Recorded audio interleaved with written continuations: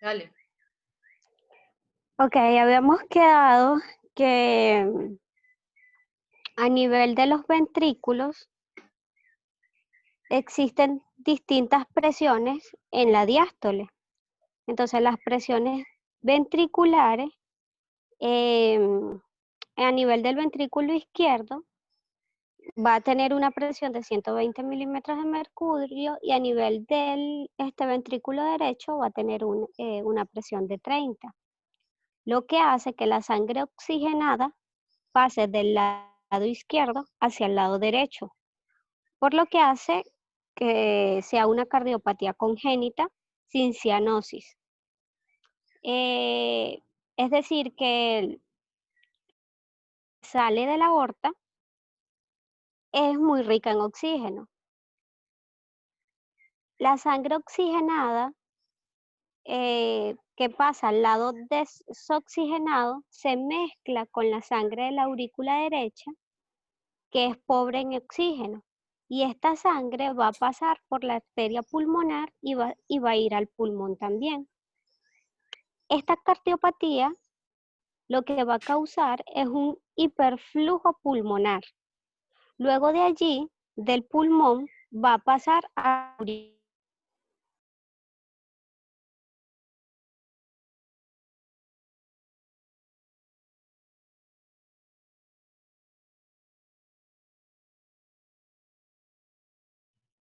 Ey, no se escucha.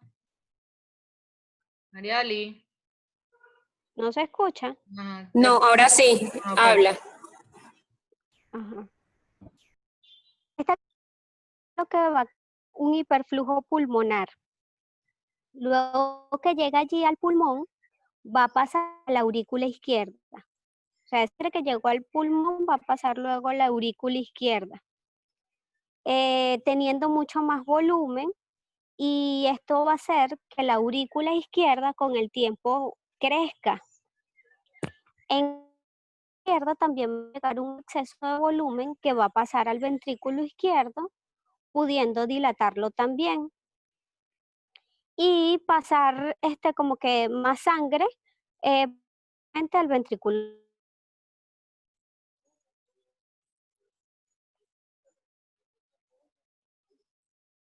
Se perdió el audio otra vez. Hello.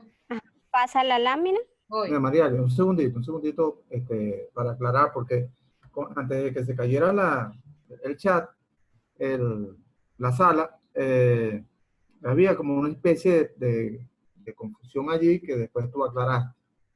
Pero vamos a resumir. Sí, creo que la confusión fue cómo era el chum, pero el chum va de izquierda a derecha, exacto. Exacto. Entonces, quiero que todos estemos conscientes de que Y el precisamente... se da en el aumento de la sístole ventricular, ¿correcto? Que es cuando se cierran las válvulas auriculoventriculares y aumenta la presión del ventrículo izquierdo para vencer la presión de la válvula aórtica y eyectar la sangre. Y en ese momento que aumenta esa presión en el ventrículo izquierdo es que donde se da el shunt hacia la derecha. ¿Es correcto?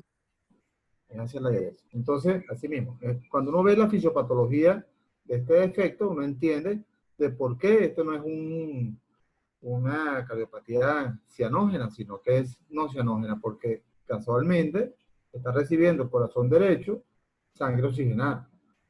Y una consecuencia de esto va a ser la hipertensión pulmonar que pueda generar, qué sé yo, aumento de la resistencia del pulmón, sobrecarga de presiones, del corazón derecho, etcétera, ¿no?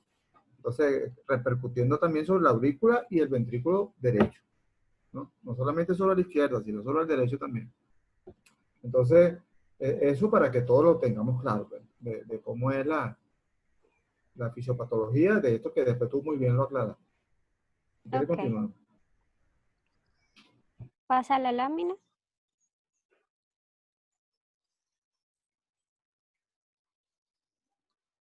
Ok, es importante conocer la historia de la cardiopatía como tal, para poder determinar cuál va a ser el impacto fisiológico que esto va a tener o que tiene sobre el paciente. Es importante saber si este paciente tuvo hospitalizaciones previas o ha sido ya tratada su patología y le han realizado algún tipo de cirugía previa. Es importante es importante el examen físico y esto va a depender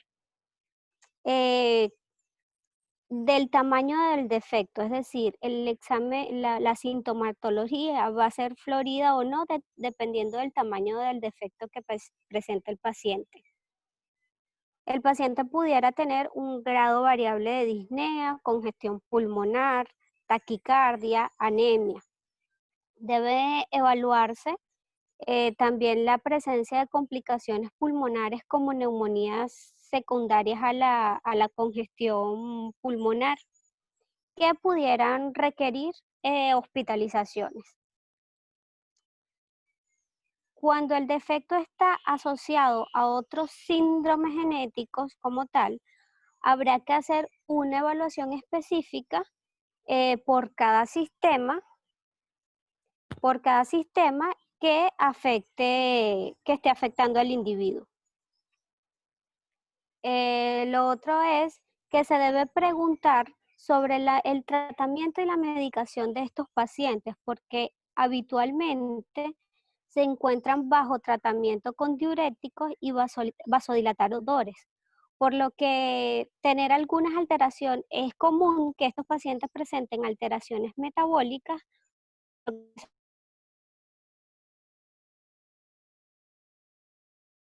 Ariali, no se escucha. Aló, Se fue el audio, creo.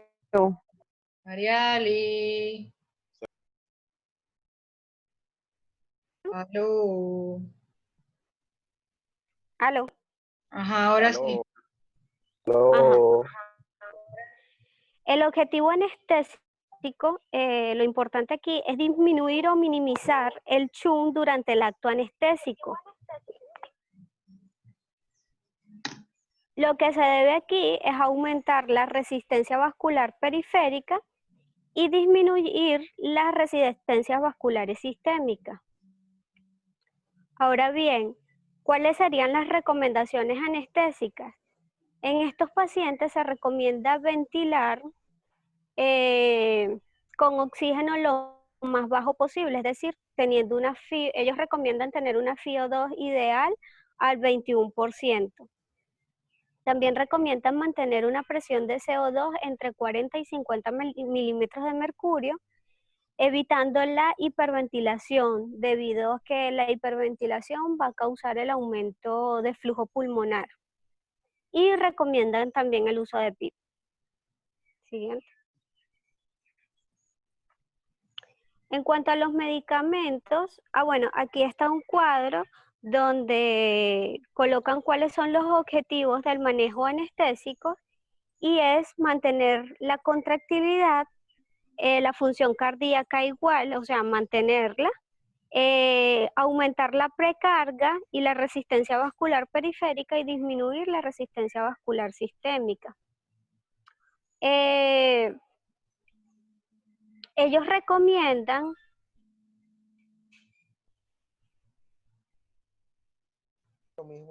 Se fue el audio. Aló, aló. Ariali, no se escucha.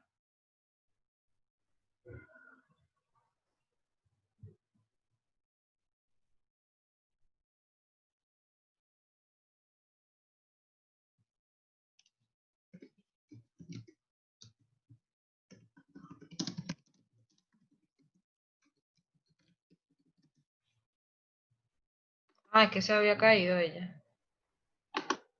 Ya le decimos. Aló.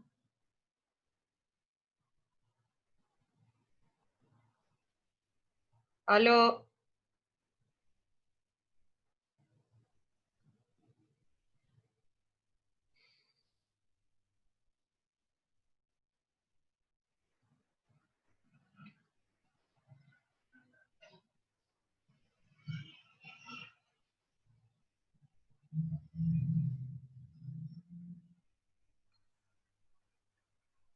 Ariali, hola. Ajá, Quedaste en el cuadro, no escuchamos después de eso. ok. que este cuadro más o menos refleja el manejo anestésico en los pacientes con comunicación interventricular, donde lo que se debe, o sea, que se debe mantener y que se debe disminuir. Se debe mantener o disminuir lo que es la contractilidad. ¿Esto para qué? Para no precipitar a fallas cardíacas. Se debe aumentar lo que es la resistencia venosa periférica y la precarga y disminuir la resistencia venosa sistémica. Recomiendan que en el caso de inducción inhalatoria, el sevoflurane sería una droga apropiada para ser usada, pero que debe ser usada de forma cuidadosa. Si se va a hacer mantenimiento anestésico, se puede realizar con sevoflurane o isoflurane, pero esto va a depender si el paciente amerita ser extubado o no, o sea, por el tiempo de eliminación, pues. Pero sin embargo, el perfil del sevoflurano va a ser mucho más apropiado, aunque se tiene que tomar en cuenta que estos pacientes pueden presentar agitación posanestésica en algunos pacientes, no en todos, pero sí en algunos. Pero que ellos recomiendan también que si existe esta complicación de la agitación por sevoflurana, se puede utilizar dosis bajas de propofol, sería el caso de 1 a 2 miligramos por kilo de peso, administrada lentamente para permitir manejar esta sintomatología. Cuando hablan de inducción por vía endovenosa, se puede utilizar propofol, ya que provoca una caída de lo que es la resistencia vascular sistémica, y esto es un defecto, como es un efecto deseado en lo que es la comunicación interventricular, porque lo que va a hacer es disminuir el shunt que se da de izquierda a derecha. Debe tenerse en cuenta que en estos pacientes pequeños donde la función cardíaca está limitada, la caída de la resistencia vascular sistémica puede generar la caída de lo que es el gasto cardíaco por mala perfusión miocárdica. Y por tanto, la utilización del propofol tiene que ser de manera cuidadosa también en este tipo de pacientes. Hablan de que la ketamina en general no provoca cambios hemodinámicos relevantes y que el uso de opioides es beneficioso en pacientes con cortocircuito de izquierda a derecha porque disminuyen moderadamente la resistencia vascular sistémica. En cuanto a los relajantes, hablan de que es apropiado, o sea, de que no existe relevancia como tal, pero que se debe adaptar a las dosis y al tipo de cirugía.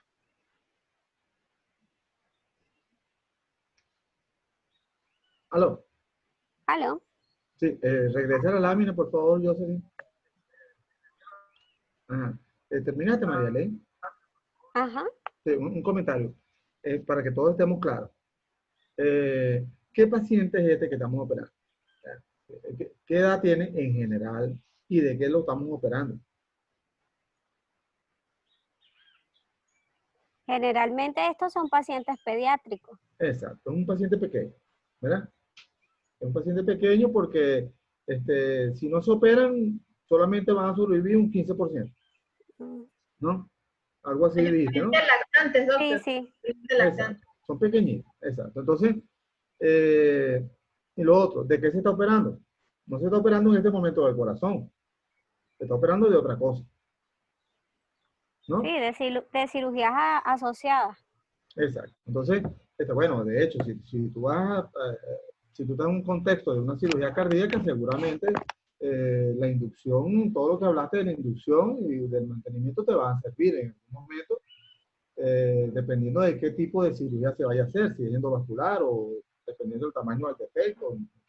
Esos detalles no los tengo, pero nos interesa particularmente a todos los que estamos aquí en el chat, en saber que es un paciente que tiene un defecto interventricular y que va a una cirugía no cardíaca, ¿no? Entonces, fíjate tú los objetivos que tú tienes ahí muy bien. Todo lo que interfiera el flujo anterógrado de la sangre, de la sangre que está en el ventrículo izquierdo, va a favorecer el shunt. Entonces, mientras menos defecto tenga el paso de la sangre del ventrículo al resto del cuerpo, mejor. Entonces, por eso es que dicen que si tú disminuyes la resistencia sistémica, entonces es mejor, porque eso va a favor del flujo anterógrado y no hacia el shunt. ¿Sí? Entonces, Exacto, lo va a evitar. o a evitar. O lo va a demorar un poco más. Sí, sí, no lo favorece. En cierta forma, quizás en cierto grado pase o no. Y lo otro interesante es lo de la precarga, ¿no? Este es un niño que nosotros no deberíamos restringirle los líquidos necesariamente, porque nos interesa que esté con una buena precarga y para favorecer este flujo. Ahora, con respecto al uso de drogas que tienen efectos depresores cardíacos, evidentemente el propofol me va a disminuir la resistencia vascular sistémica, pero también tiene un efecto de dosis dependiente que pudiera llegar a ser cardioplégico. Yo no quiero que ocurra una depresión cardíaca tampoco, ¿verdad? Porque entonces pudiera ser más bien contraproducente. Pero sí es verdad que se favorece. Todo lo que favorezca una disminución de la resistencia vascular, usos muy ajustados en las dosis de propofol pudieran ser beneficiosos para este paciente. Pero repito, hay que conocer la fisiopatología, porque los objetivos están relacionados directamente con la fisiopatología de esta entidad. ¿Sí estamos claros todos? Sí. Sí, doctor. Muy bien. Sí, sí. Continuemos.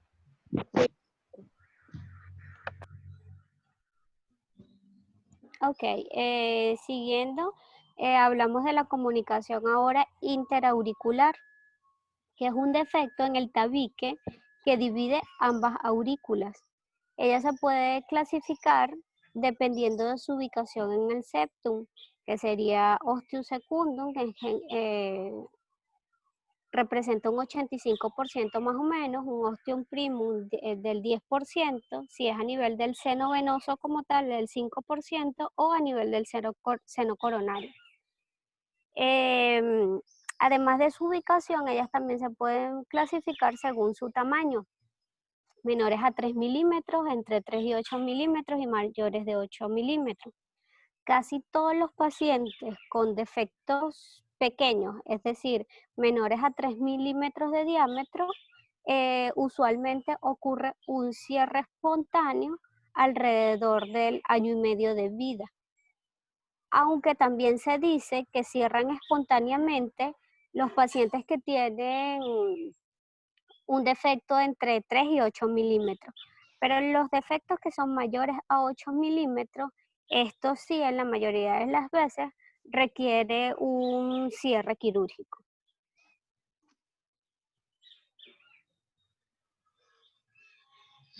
También es importante mencionar lo que es el foramen oval persistente, que aunque no es una cardiopatía congénita, corresponde a una valvulopatía cardíaca. El foramen oval persistente está abierto, digamos, en lo que es la vida intrauterina. Él lo que hace es permitir el paso de sangre oxigenada que viene de la vena cava inferior hacia la aurícula izquierda. Esto favorece la llegada de más sangre, que llegue más sangre oxigenada y esta sea distribuida mejor a lo que es el cerebro del feto.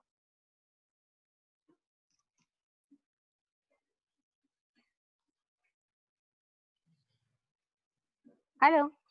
Sí, sí, ya lo pasé. Ok.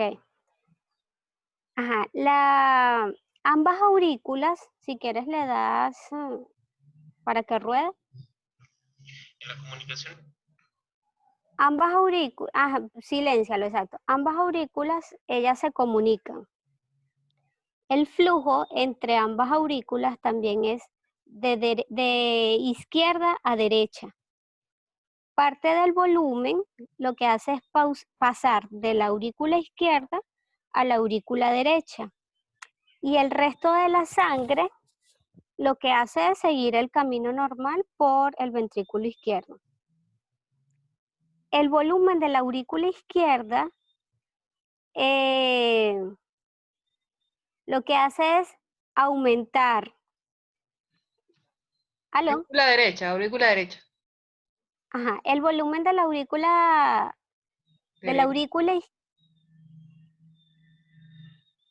¿Aló?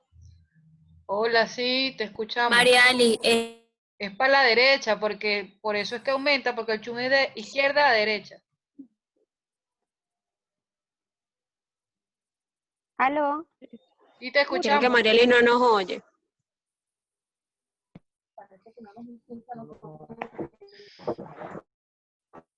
Parece que no nos escucha a nosotros ella. Qué raro. Mariali. ¿Escuchas? Debe ser que se cayó. Sí, hay que aclararle que existe una sobrecarga de volumen en el corazón derecho, tanto en la aurícula y después en el ventrículo, ¿no? Esa es la fisiopatología de lo que estamos hablando. Sí. ¿Aló? Aló, Mariali, ¿escuchas? Ajá, Mira, exacto. que la sobrecarga es aquí en la aurícula derecha. Sí, claro, pero el volumen normal que viene de la aurícula derecha se le suma el volumen que viene de la aurícula izquierda, Sí, sí. ¿entienden? eso, Entonces, exacto, en el- entonces eso va a generar mucho más volumen que va a pasar al ventrículo derecho Sí. y que posteriormente esta se va a ir eh, a través de la arteria pulmonar hacia los pulmones y luego ese exceso de volumen que ya se sumó va a llegar también a lo que es la aurícula izquierda, pero luego digamos que va a volver a existir el paso hacia la aurícula derecha y se va a mantener ese exceso de volumen allí. Ok. Tengo una pregunta.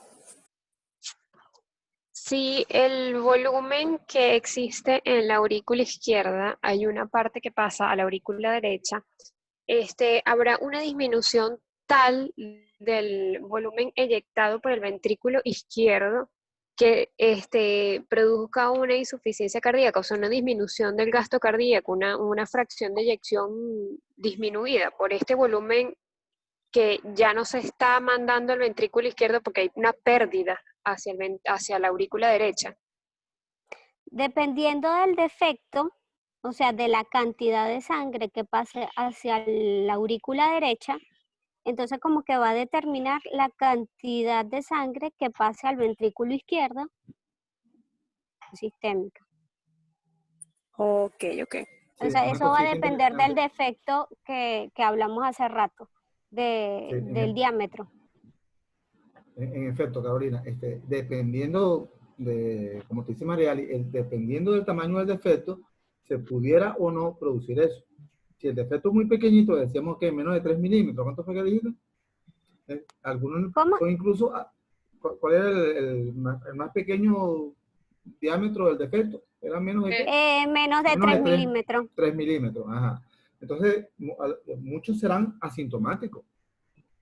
Pero si el defecto es muy grande, evidentemente, como tú dices, el volumen latido va a disminuir. Ahora, ¿qué puede Correcto. producir en este niño?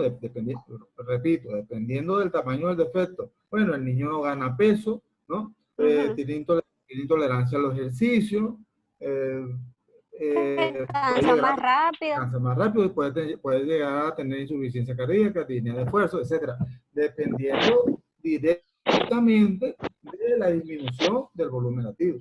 ¿Ves? Está muy bien eso que tú acotaste, Carolina, muy bien. Correcto. Y que este paciente pudiera presentar un soplo,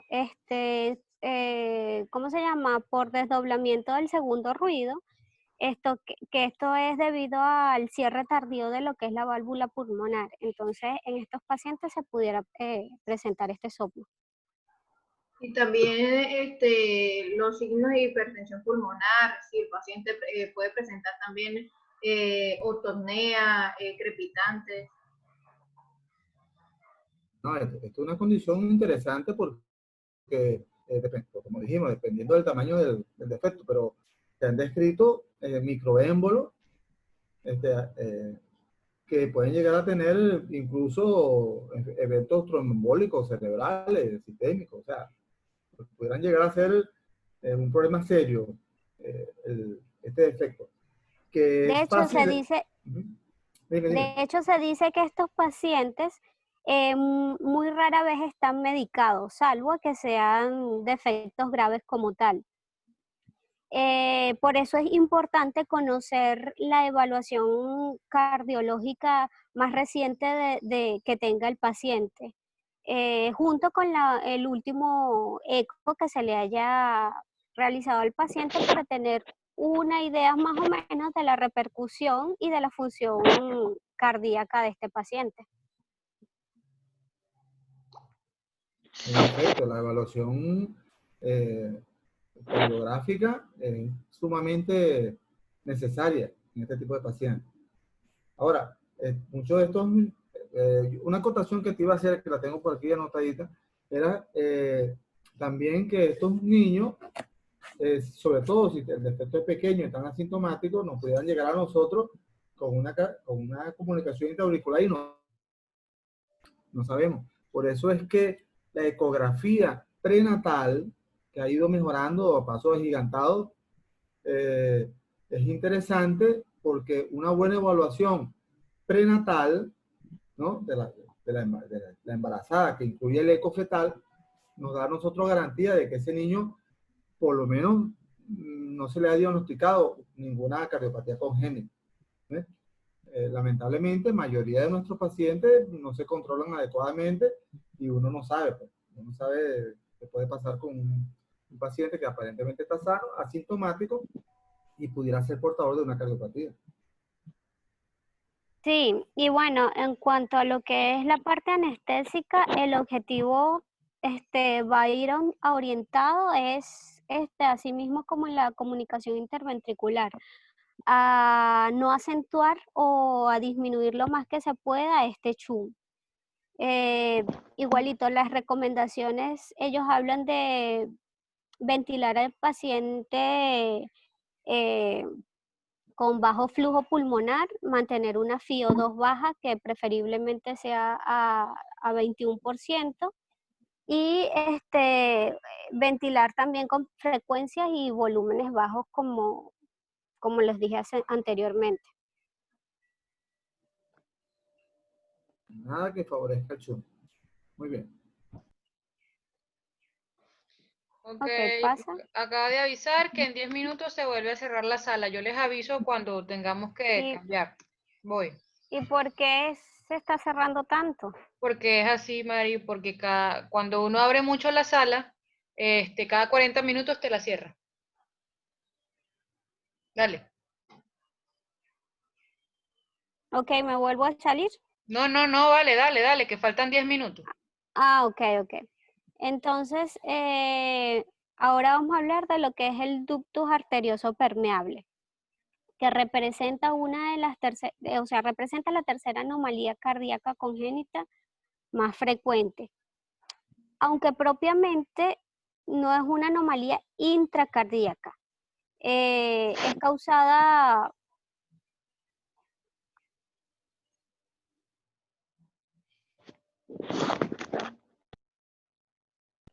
Mariali. Se volvió a caer, Dios mío. Mariali. No, se salió. O sea, se le cayó la conexión. Vamos a esperar un segundo. Sí, hay que recordar que Zoom es chino, ¿no? ¿Cómo así? Es chino. Había otra cosa mejor, pero bueno, esto es lo que tenemos, es chino, es copia. Ay, Dios mío. Mi esposa, mira, mi esposa No, después de esta epidemia de COVID, esta cosa, agarró una versión a lo chino, ¿no? Entonces, todas las tardes está conectada en clases y cosas, y webinar y esas cosas por Zoom. Entonces, cuando le dije que era chino, pues casi le dio un infarto ahí. Ay, Dios mío. También chino, sí, es chino.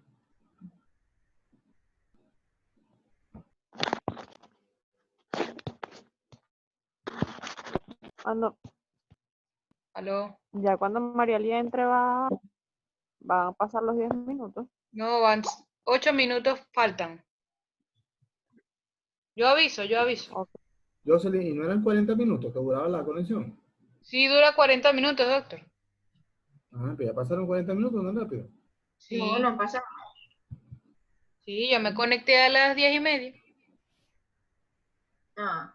Doctor, el 40. doctor Carranja le acabo de escribir por el grupo que está desconectado por falta de internet. Bueno, no, pues, o sea, después nos pudiera dar su opinión al respecto. Lo que podemos hacer, doctor, es mandarle el link, porque la clase la estamos grabando y lo vamos a mandar a YouTube. Ujú. Entonces, que le mando el link para que la vea y que nos mande los comentarios, las correcciones, pues, o los comentarios al grupo. Los comentarios, pues. El ducto arterioso permeable, Muy bien. lo que pasa es que a veces me quedo sin audio y no sé si me están escuchando o no. Ahora sí.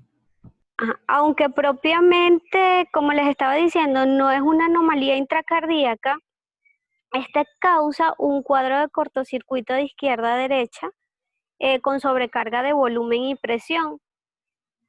El ducto arterioso permeable es un elemento normal en la circulación fetal que permite el paso de sangre no oxigenada desde el ventrículo derecho hacia la aorta, hacia la aorta descendente y posteriormente a la placenta para oxigenarse, dado que los pulmones están colapsados y tiene una resistencia vascular periférica muy elevada. A pesar de que esta estructura tiene la función de cerrarse después del nacer a través de diversos mecanismos, siendo la principal causa el aumento de lo que es la auxemia, la oxigenación, la llegada de aire a los pulmones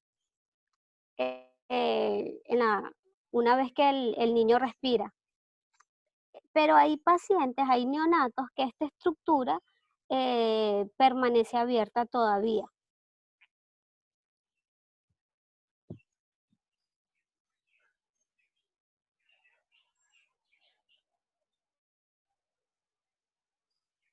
Ajá, ya, disculpa, la oxemia es que se favorece la Parece oxigenación. que le fue el audio nuevamente. Ajá, no Ajá, estoy María Ley. escuchando. Ah, ok. Que la oxemia se refiere a que la existencia misma del ducto lo que hace es favorecer la oxigenación del cerebro, ¿no? Del feto. Sí, pero eso es mientras está Claro, intrauterino. Ajá, pero una vez que el niño nace, ya esto debería finalizar y una vez que el niño respira, este ductus debería cerrarse. Exacto, pero si no se cierra inmediatamente, poco a poco se va a ir cerrando, ¿no? Eso es lo normal, ¿no? Sí, sí, sí. Exacto.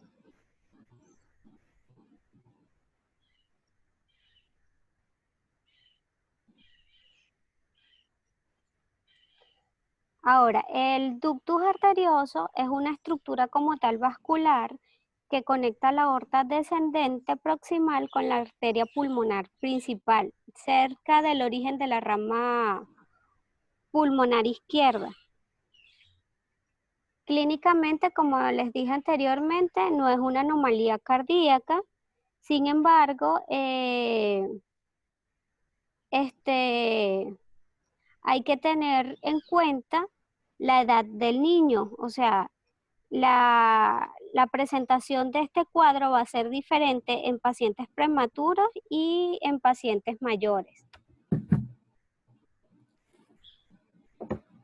En pacientes prematuros es un cuadro más florido, pudieran presentar insuficiencia cardíaca, ameritar uso de drogas vasoactivas para el apoyo de la función cardíaca, y usualmente para lograr el cierre de este ducto se utiliza lo que es el tratamiento con indometacina, ibuprofeno, y también hay guías que hablan de paracetamol.